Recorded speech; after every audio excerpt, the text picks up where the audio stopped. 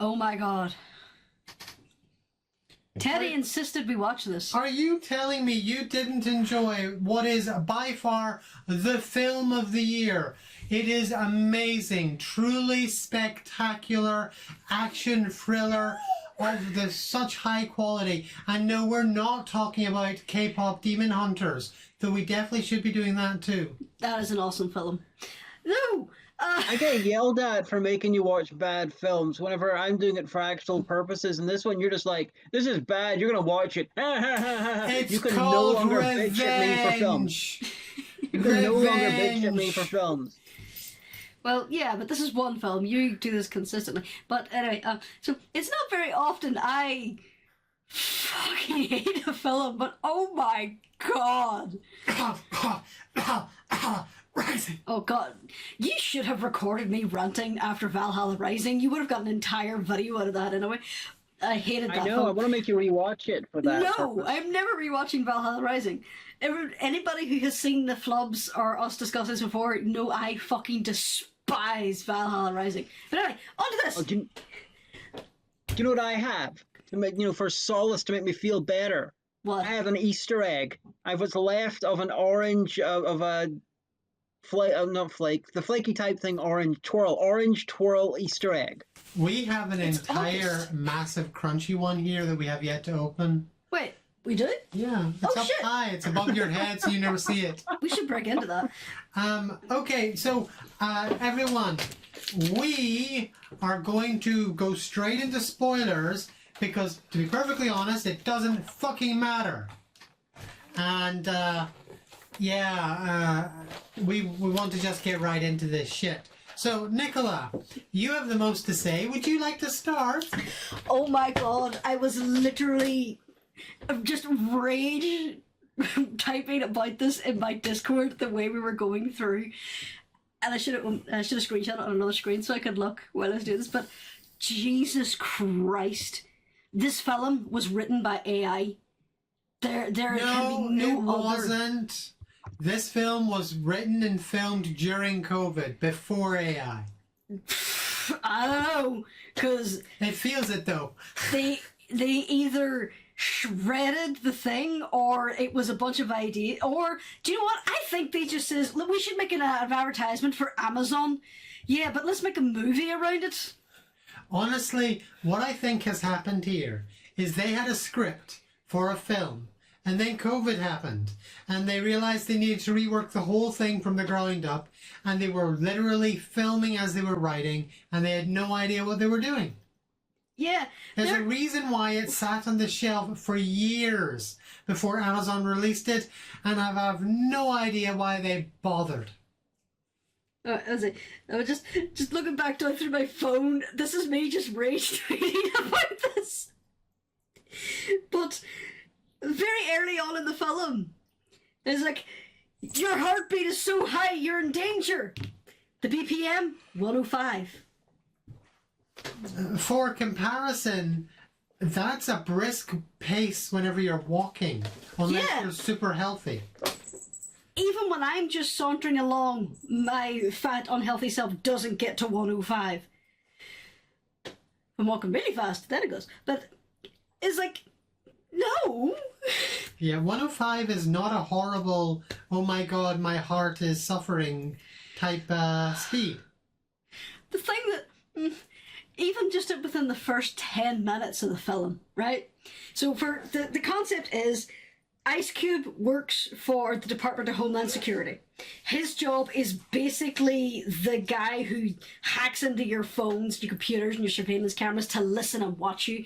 And the first 10 minutes is just a montage of him doing that, just clicking on random people on surveillance things to listen into their phones. But mostly he uses it to spy on his children. His adult Very heroic. children. He's just doing his part for the American dream. Now, here's the thing, right? I have worked in government jobs.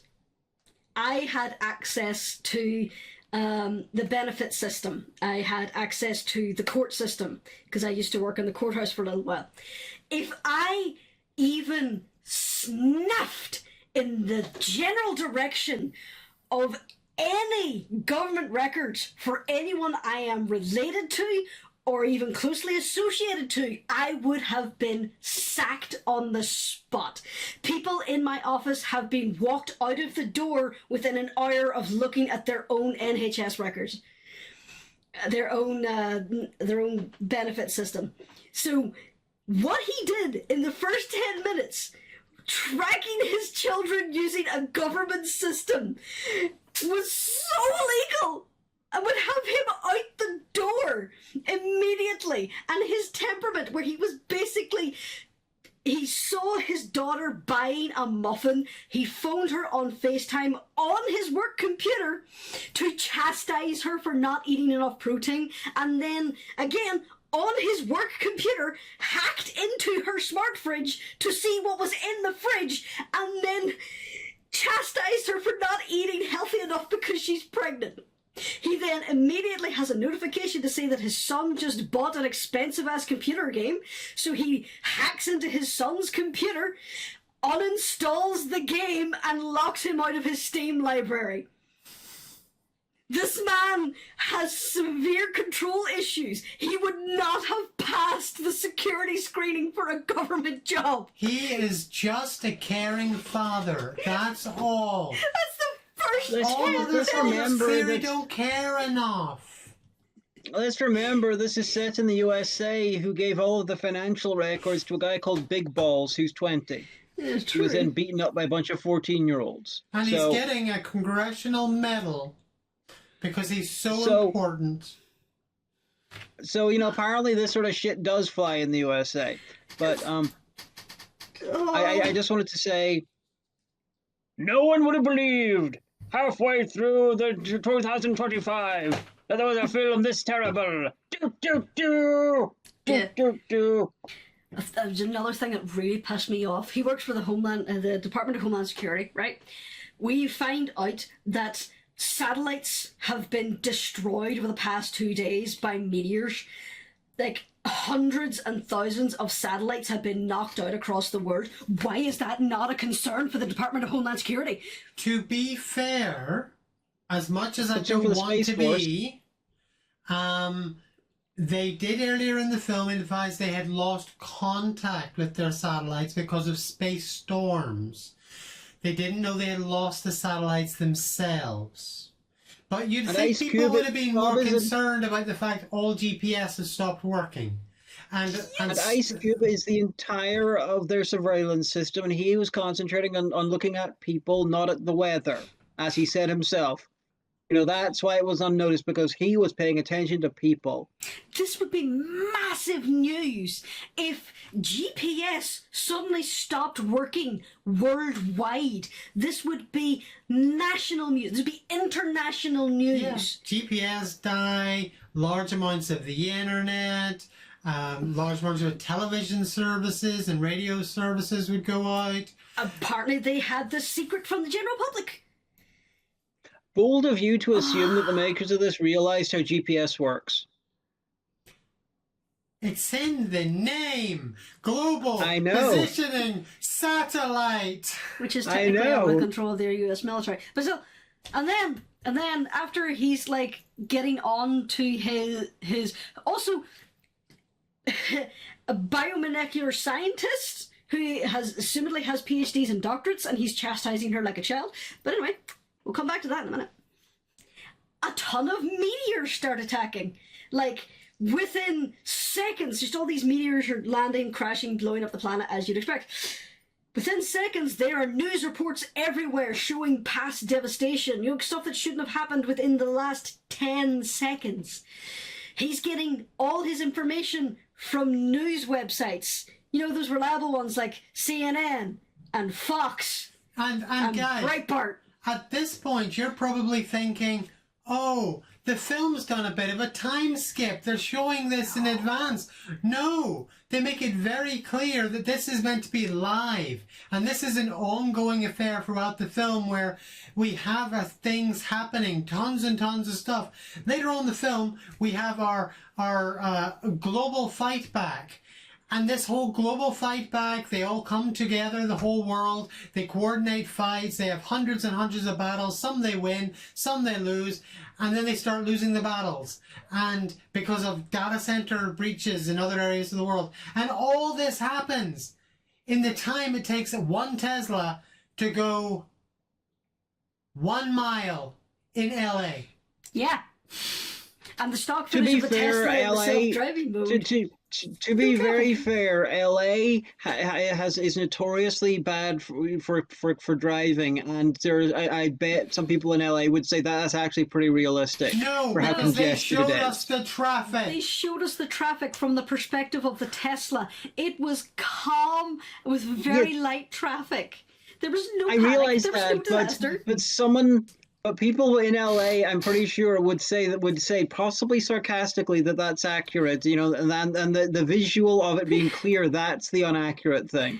I would agree, but also in the span of time, he basically made a slideshow using clips from news articles to brief the president, who apparently was unaware of this until he presented his slideshow.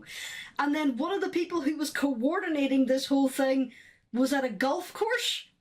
Stays at the golf course the entire fucking time! And we're not talking about the golf course building, literally on the golf course. On the green! They must have filmed his entire stuff in a couple of hours and just told him to keep standing there. If this happened right now, Trump would totally spend the whole time at a golf course.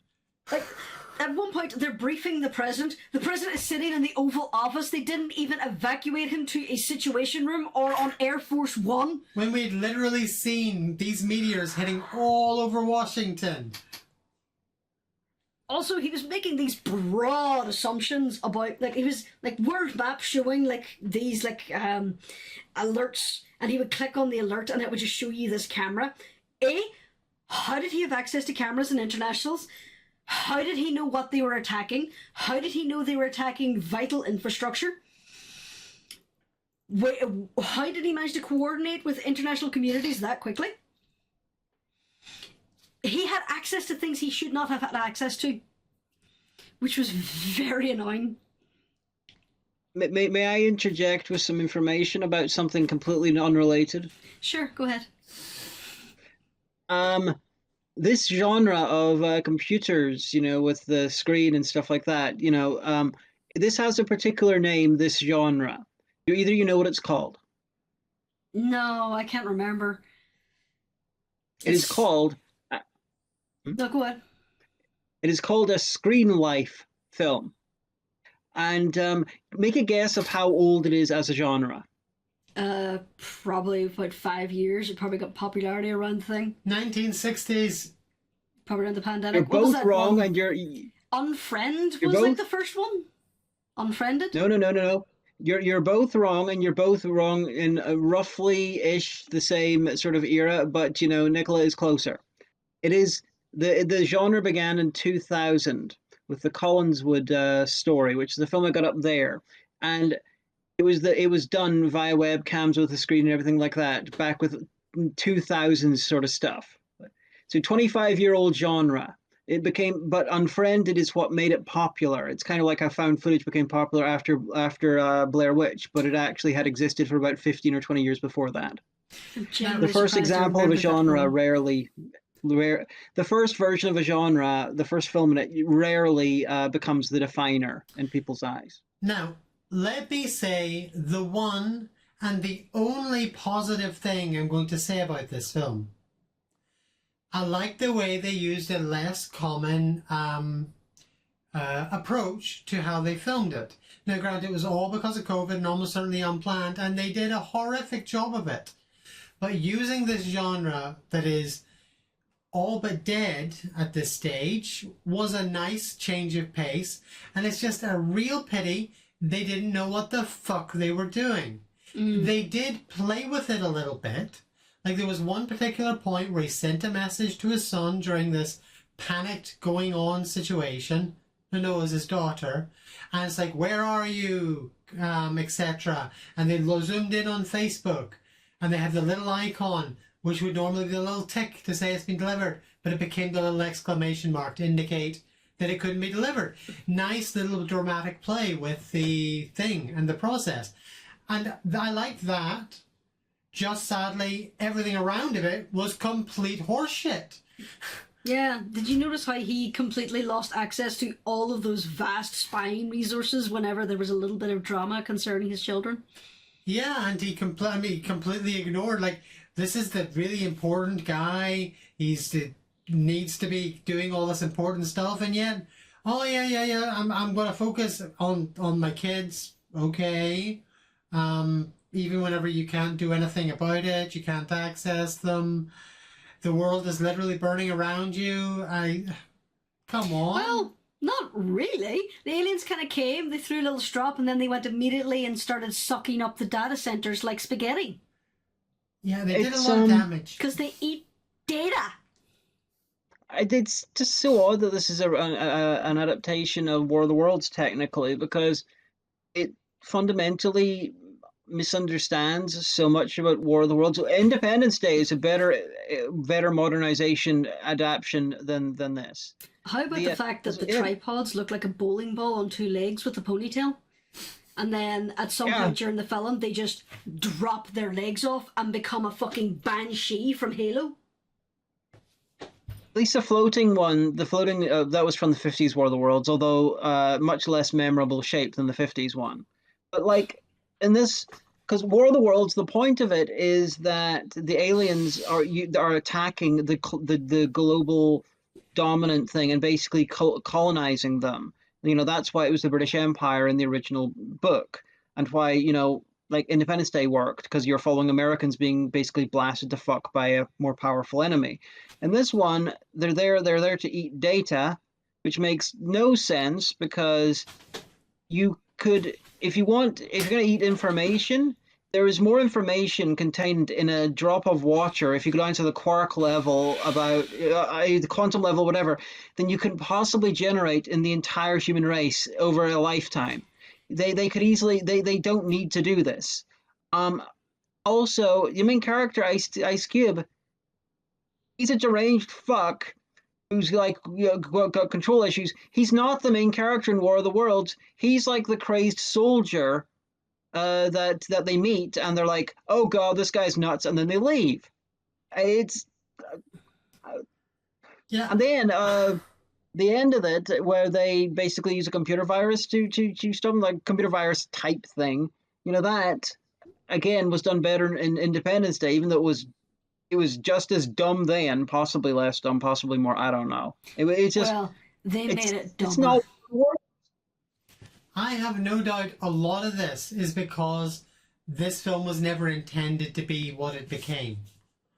I think this was intended to be just another War of the Worlds adaptation like every other, and then they had to pivot course very quickly and suddenly when COVID hit. The one good thing I can think of on a War of the Worlds point of view with this is that filming it like this, screen lifestyle, with looking at media and different stuff, that is a good idea if you want to echo the 1930s radio version of War of the Worlds that panicked people. You know, doing like a meta take on that, but doing the government surveillance shit and all that completely ruined it. Yeah, 100%. War of the Worlds adaptation that's like a found footage film. Oh wait, Cloverfield. Would have been pretty cool.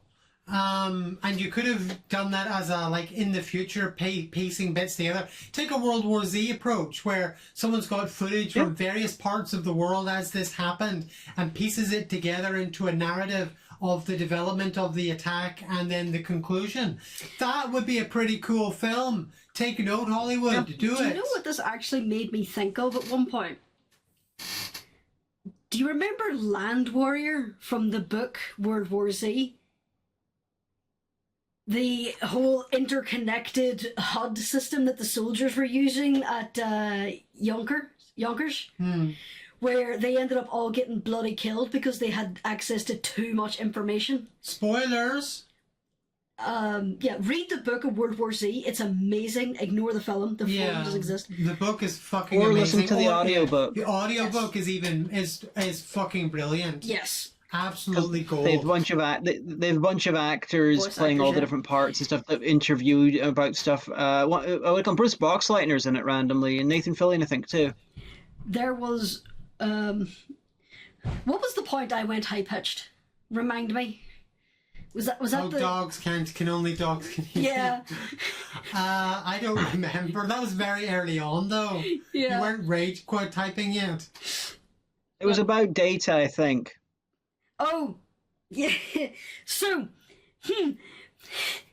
remember that crash that Area 51's around? Apparently that was one of those aliens, and it was here for our data. You know, the medium that didn't exist back then when all our quote-unquote data was stored on magnetic tapes No. best. I remember. You did it whenever she pulled the thing out of her leg. Oh, yes.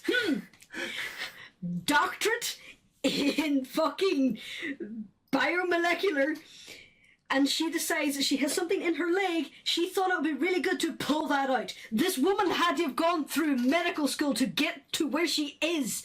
If something is impaled in you, you fucking leave it until you're in a hospital. Yeah, and you don't need a medical degree to know that. That's common fucking knowledge. Yes! You pack it. You support the thing that's in there, and you don't fucking touch it. You elevate the wound, but never mind. But anyway, so Dear. Yes. no, At that point in the watching, only dogs could hear her. no, I was not quiet during this. There are several times I told them to pause the film so I could go on a rant. But another thing was, what was it? So they knew about these aliens in the 60s. They knew that they ate data.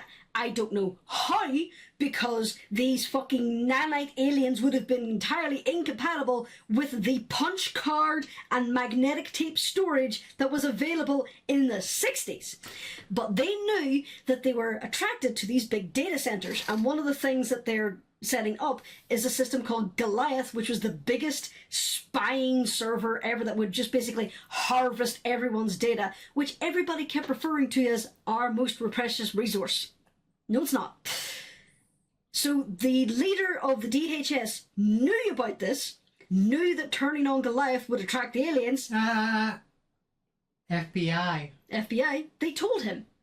The FBI and NASA briefed the DHS boss about this, and he says, I'm going to do it anyway. He's the FBI boss. Yeah, no, he was the DHS boss. He looked after the DHS as well, but It was the Phil FBI Coulson from the MCU. Yeah, it was Agent Coulson. He knew that turning this on would attract the aliens, but he did it anyway because... Reasons. Step Because of 3 the profit. reason. Didn't clarify. Clearly, this is set in the MCU. Coulson went evil at some point, and the magnetic tape works because what do you call him? The guy was able to turn himself into a computer on magnetic tapes in the 70s. So clearly, that tech existed. But with these, the aliens are, the tripods are just basically rocking up to the outside of data centers, and then this little proboscis comes out, unleashing nanomachines that form these little tentacles and go in around the server.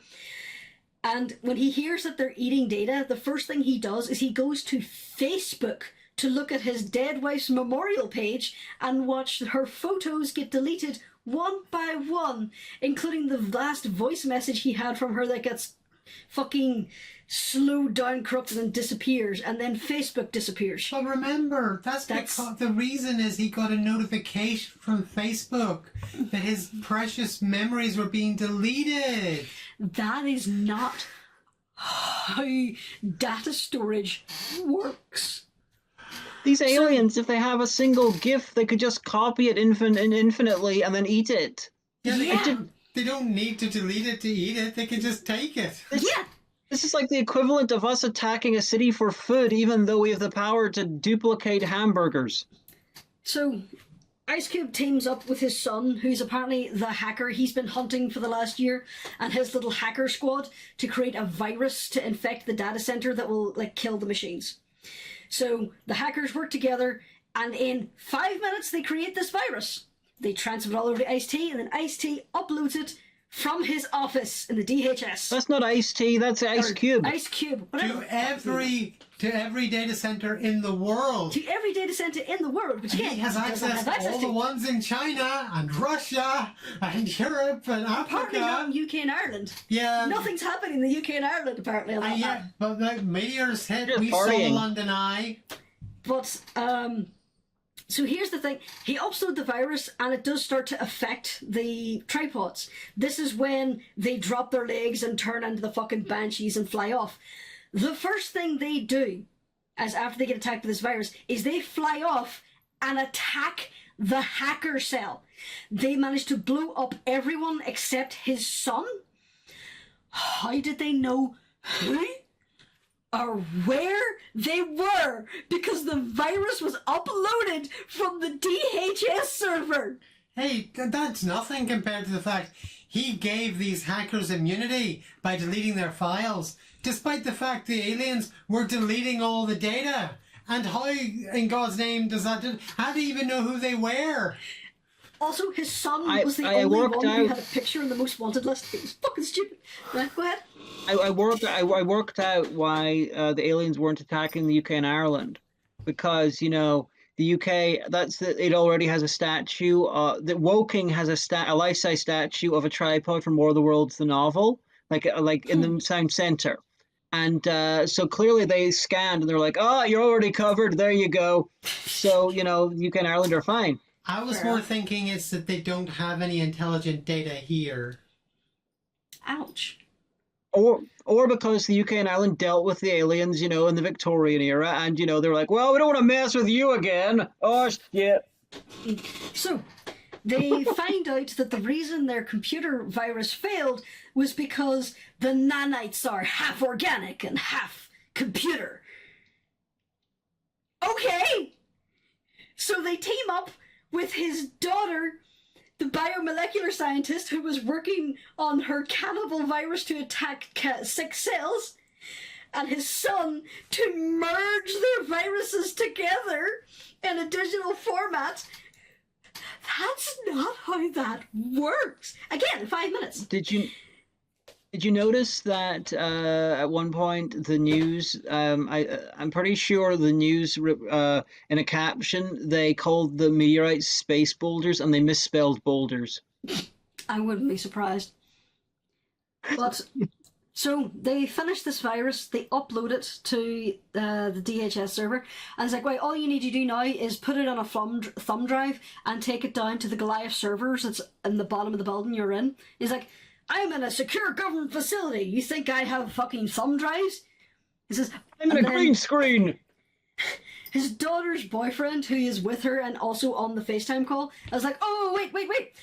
I can send you one using this Amazon Air drone that I've just been trained on to deliver to you super fast, but you have to order it through the website the official way so that I can unlock the drone.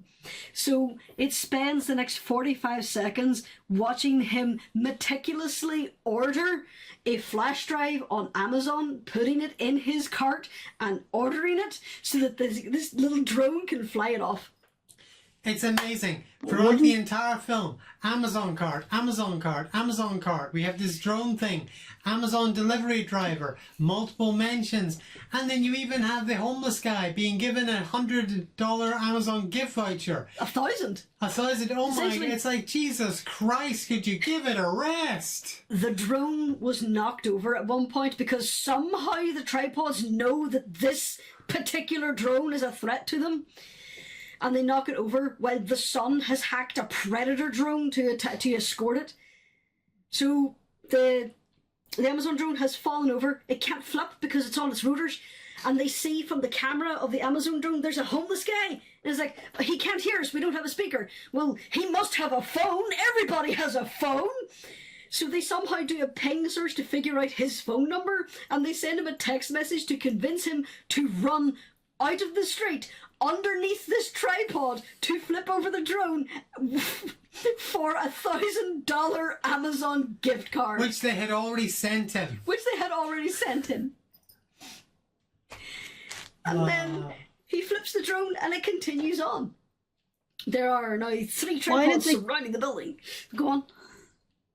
why did they cast Ice Cube in this? I mean, oh, you're doing a screen life film. You got a main character who's going to be on screen like 75% of the time. You need a compelling person to watch. And Ice Cube is many things, but he is not a compelling actor. Maybe You he need someone wanted who is free Amazon electric and Prime. charismatic. I mean, why? I understand why he took the role. It's easy work and it's acting work, and good for him. But why did they cast him? There must be hundreds of actors ahead of him, in charismatic sort of things that could have done it. It's baffling. They were probably smart enough to say fucking no. Most likely, again, he was planned for a completely different project, completely different thing where he would work with other people. This wasn't the plan. It's like casting Frank Welker as someone who can't speak, which I would totally do if I was making a movie. That would be funny. So, yeah, they managed to get him the thumb drive, and he manages to get down to the Goliath server. He doesn't have access to the Goliath server, and he's like, hey, quick, use the playback on my computer that I gave you remote access to see the last person here to access a code. In a secure government building, it has a camera directed directly at the pin pad of one of the most secure rooms in the building, and they get the code of a random guy. I'm pretty sure that's exactly how you get into some secret built like labs and stuff in video games. I'm pretty sure I've done that in a video game, like a Metal Gear Solid, or something. It was dumb there too. It's even worse than as you say. To even log into his PC, he needed to give a password and a retinal scan and a voice scan.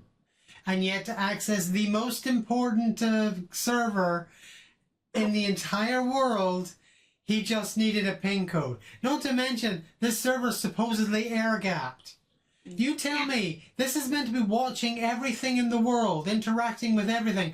How the fuck do you air-gap something that is literally interacting with everything? Yes! What the actual fuck? Again, I used to work in a courthouse. One of the ways I got into the room, the secure clerk room where I handled all the records, I had to enter a PIN code.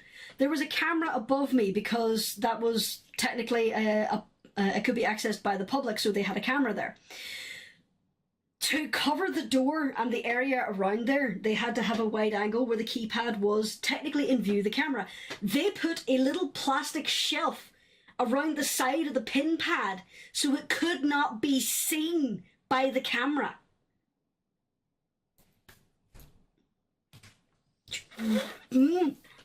Anyway. I got the feeling that the makers of this didn't understand how a lot of things work, or more likely, possibly, didn't really give a fuck.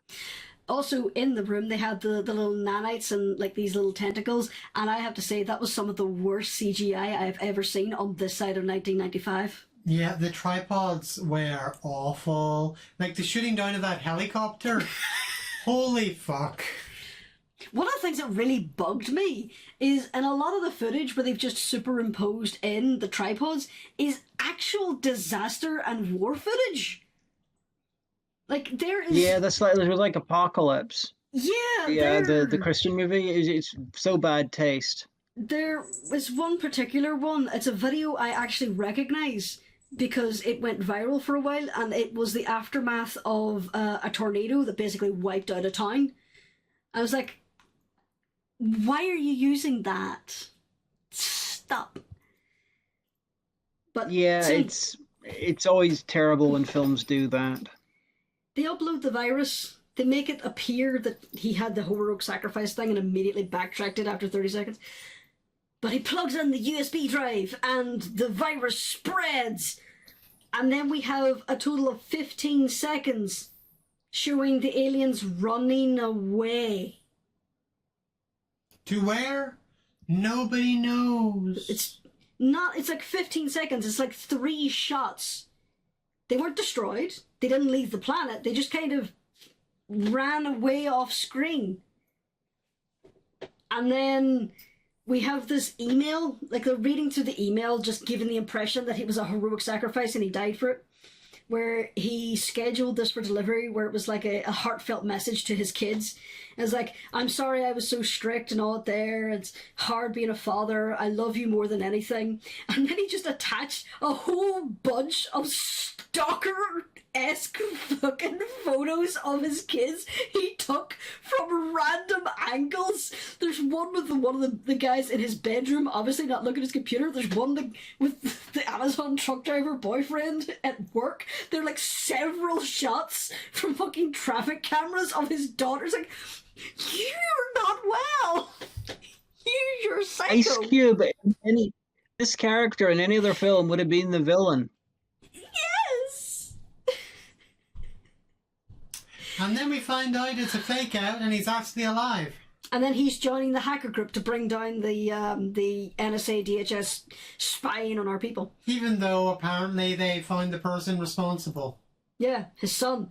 Which also makes no sense. Like, this man meticulously spied on his family. So any electronic device that even entered his Wi-Fi, he would have known about it. He tracked his son through traffic cameras and through his phone.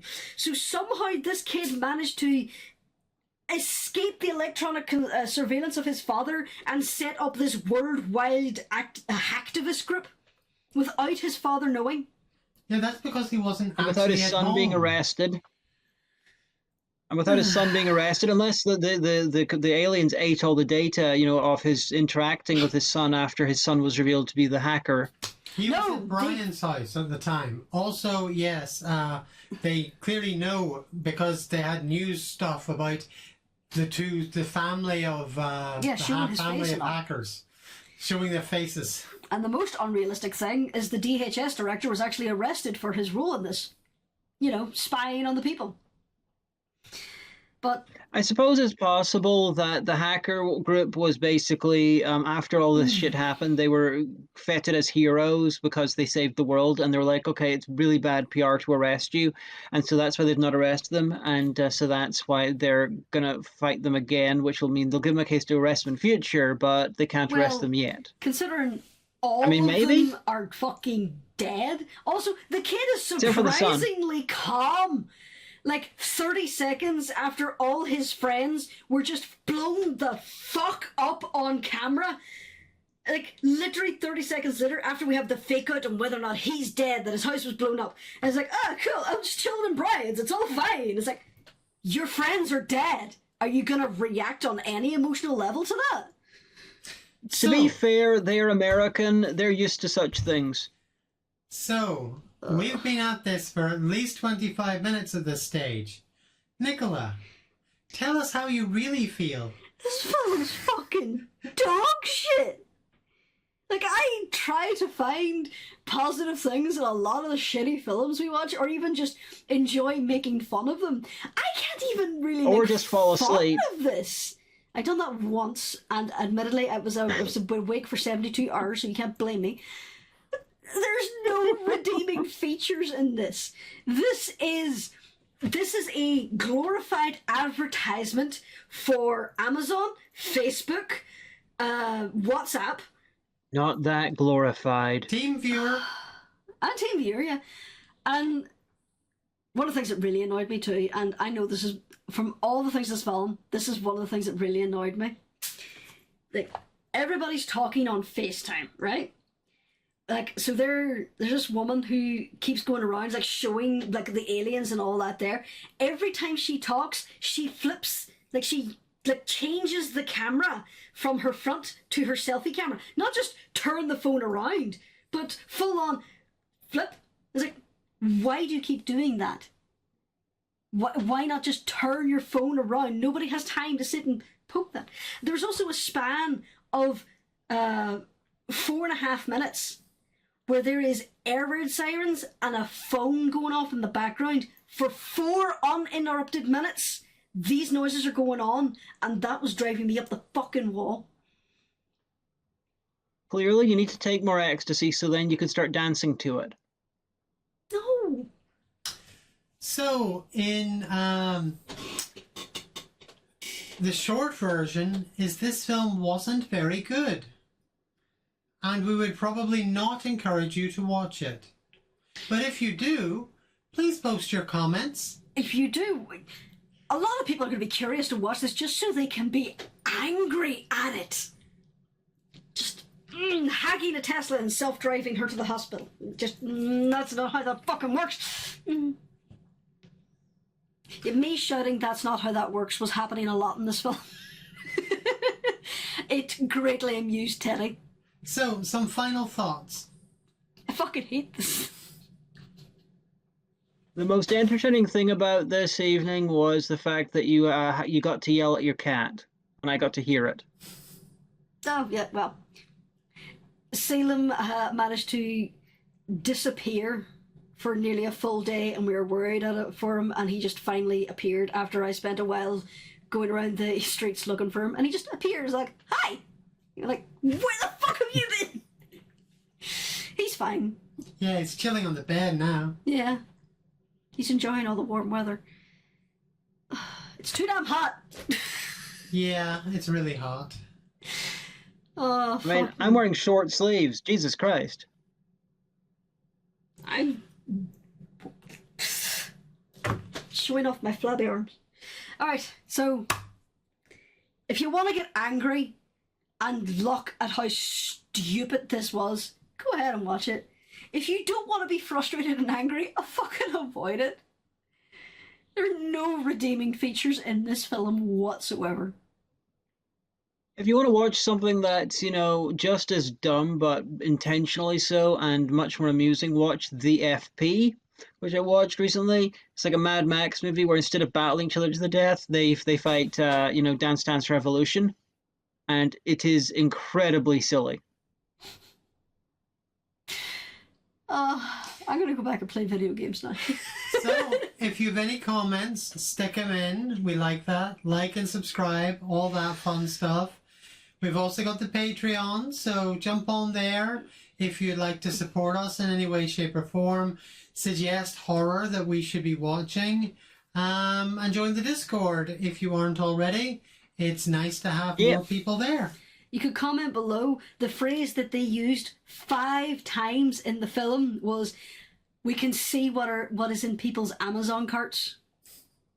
5 separate times they used that line.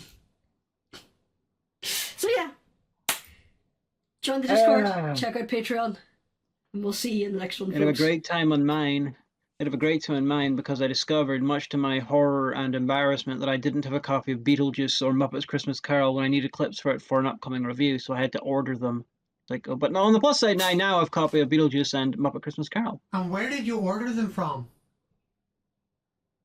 Amazon, because it was... You're part of the problem! Well, clearly. to be fair, I just ordered a mega heatsink to help with my overheating computer, so... Alright, guys. I could go on for hours about this, but anyway, I'm gonna stop. Bye-bye. Bye.